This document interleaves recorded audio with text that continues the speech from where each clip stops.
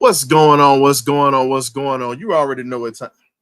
What's going on? What's going on? What's going on? You already know what time it is. This is your boy, the historian, in the building for the halftime analysis. Go ahead and hit that like and that subscribe button so we can go ahead and keep bringing you the content that we're bringing you. We got a lot to cover. Let's go.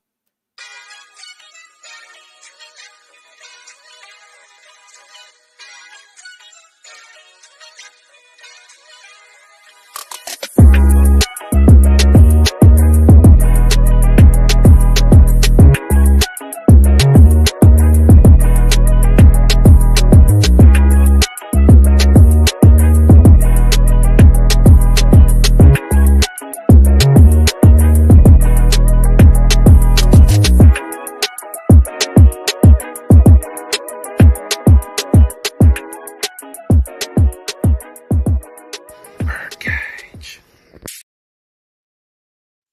Well, ladies and gentlemen, this is just a good old-fashioned ass whipping we taking right now. Yeah, we don't have the starters in. I get it. I know. It's frustrating to watch us get our teeth kicked in the way it's getting kicked in right now. But they have their starters right now. No ifs, ands, or buts about it. We can't sit there and cry about it. All we can do is just really just sit back and just say, hey, this is what's going on right now. Falcons are definitely just getting beat. Our backups, this is the reason they're backups. I'll say this. There were a lot of good things that I saw during this, pretty much during this game so far. A lot of positives, not a ton of negatives. But again, like I said before, it's the number ones versus the threes at this point. So I got some stats for you. I got to pull out that trusty pad. I look at a few things and I'll bring up the stats for you and whatnot. I just got some analysis for you tonight. Nothing too crazy. What's going on, Pharaoh? What's going on, Mr. Smith? Hey, it's what it is at this point. Most of those Jaguar fans, that follow us or whatnot, they're going to come in here and talk trash tonight, but not worried about it. It's just what it is. Let them have their preseason hype or whatnot because they're going to be sitting there mad as hell by the end of the season. So it's what it is. So let's go ahead and get to it, man. Trevor Lawrence tonight. Trevor Lawrence is 192 yards passing, 2 touchdowns. 2 of those touchdowns were caught by Evan Ingram. Evan Ingram pretty much has just torched our defense tonight when you look at it. 4 receptions, 28 yards, 2 touchdowns. And those mainly have been corner routes and then also a post route in the red zone. Evan Ingram is a big guy and very, very hard to stop in the red zone. When you look at the way that the defense was playing, we've been playing a lot of quarters defense. Pretty much guys have been just covering different areas of the field. And we're giving them areas to throw underneath or giving them soft spots to be able to throw in between the safeties and corners. And that's how they've been eating. Travis Etienne, he's had a couple of 7 carries, averaging 6 yards a carry, not able to really tackle him that well. And then you have Mac Jones, who's come out and just led them on a great drive.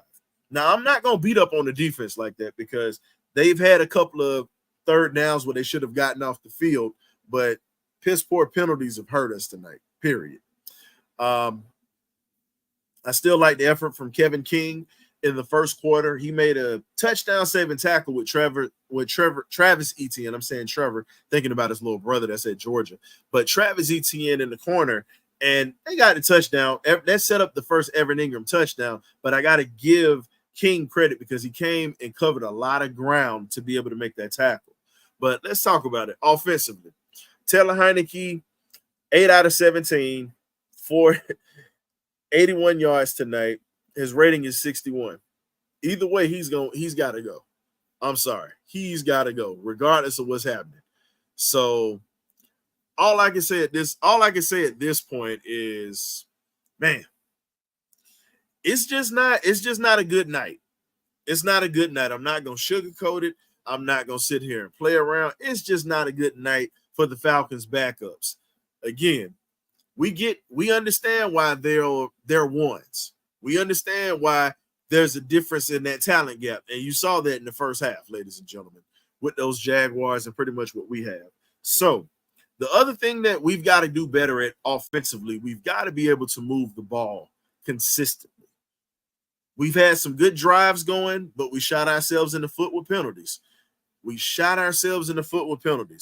And shout out to Larry Dixon over calling the Falcons game. If you can't get the game tonight on live television, go ahead and check out Larry Dixon, the Dixon Way. Show that brother some love. He's on it. Dogs, Falcons, Braves, Gators, his wife's Gators. We don't rep them Gators, but his wife do. And Hawks. He does everything. This man never takes a vacation or a break. So y'all check him out right now. He's definitely doing the damn thing tonight. So shout out to the Dixon Way. But Casey Washington has shined bright in this game. 2 big-time catches over the middle. And when you look at what's going on with Casey Washington, he's a guy that could probably end up being maybe a number 2 or number 3. You never know. From what we're seeing, great hands, able to run great routes. Definitely is a guy that has been balling his behind off since he's been here. I'm not mad at it. Carlos Washington, got to see a little bit more up out of you. You know, if you want this third spot right now at this point, you've got to have a little bit more to put out there, because so far you really haven't impressed me tonight. Period. So what's going on, Magic Man? And we got Breeze, we got Lenny, we got the Dixon Way Raid in here tonight. They showing us a little bit of love, man. Definitely appreciate the Dixon Way for coming through, because we're going to have the post-game show tonight. Right now it's looking like we're going to have the benediction tonight. That's something that I really don't want to have. But at the end of the day, I got to give this coaching staff a lot of credit. If you look at that first drive, we started out with 4 straight passes. 4 straight passes. We don't really do that too often. You saw a little bit of different formations. So you had the diamond formation where you had 4 receivers, and it was an exotic look. And honestly, the aggressiveness is there. Now, these aren't our starters doing this. These are the backups that are doing this. When we get our starters, our big-time playmakers, it's going to be a hell of a lot different. But you can see the difference when you talk about play calling, being aggressive, and literally trying to give guys a chance to make plays. This is the difference in this regime than the Arthur Smith regime. I'm not going to sit there and cry about things not going right. No, I want to win every ball game, just like everybody else at this point. But you've got to just look at the positive on this. There are a lot of great backups that we're going to get out of this, period. Defensively and offensively. A lot of great backups that we're going to get out of this. And the depth that we're going to have at this point is going to be better than what we had last year. You have to understand, last year was rough. We had offensive linemen going down. We had defensive linemen going down. If you look at it, there's a lot of these offensive linemen that are going to get cut. I've seen probably 2 or 3 of these guys that we keep, but majority of these guys, they got to go. They just stink. They're literally more rotten than buzzard meat fried on a Saturday morning. That's how nasty they are. It's just, it's not good. But it's no need to cry and complain about it. Ladies and gentlemen, we want to win the ball games, yes, but here's the thing. We also want people to come out of this ball game healthy. That is the key. We have pretty much 1 week until we play Pittsburgh after this ball game. We have 1 week. And with us having 1 week till we play Pittsburgh, we need all hands on deck for a 17-game season. A 17-game season.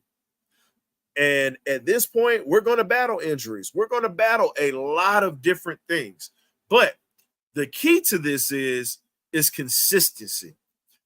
Raheem Morris is catching a lot of hell from everybody, from the media, and from certain people in this fan base. Some of you guys out here. Yeah, I said it. I don't care. It is what it is. But there's a method to the madness. We complain about depth every year. We complain about guys being hurt. But again, it's a physical game. I get it. But why in the hell do you want your starters to go out, possibly be gone for the season? One hit. It can happen even in the regular season, but I would rather my guys get put out during the season opposed to starting the season with a guy that doesn't have very much experience or is not talented enough to be able to compete with the starters on other teams. I can't be mad at that. Raheem Morris understands that he has a short leash. We're riding with him, but understand he has a short leash, ladies and gentlemen. He's not going to get that much leeway coming in. A lot of these big time changes that have happened, it's been a beautiful thing, but we've got to give it time to matriculate. It's pretty much like, how can I put it? It's like marinating. It's like cooking a pot of collard greens. You're not going to cook it on high heat. You're going to cook it on medium heat. You want those greens to be nice and tender. You want them to absorb the flavor. Right now, you're creating your stock before you put those, after you've cleaned those greens and cut them and washed them. You're creating your stock right now. You're pretty much seasoning your water. You're putting in your smoked turkey necks. If you don't eat pork, if you eat pork, you got your neck bones. You slow cooking it. This is what's going on with this team. They've made aggressive moves right now, but again, they're slow cooking this process right now. It's going to take a couple of games for this passing game and this offense to get rolling. The running game is already there, as we said Thursday night. It's just at this point, it's just the timing of the game at this point. All these guys got to get used to each other. The first game is going to be a telltale sign for the Falcons.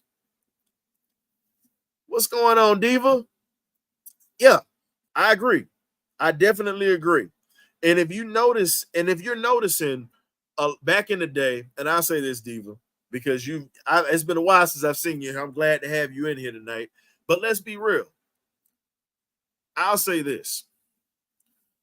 When you really look at how old school football was played and you look at how new school football, Wallace, we can agree to disagree, my brother. He does have a short leash because think about it. He's got 3 years to prove it, and he's got a new quarterback. So again, if results are not done within the first 3 to 4 years, he's going to be up out of here.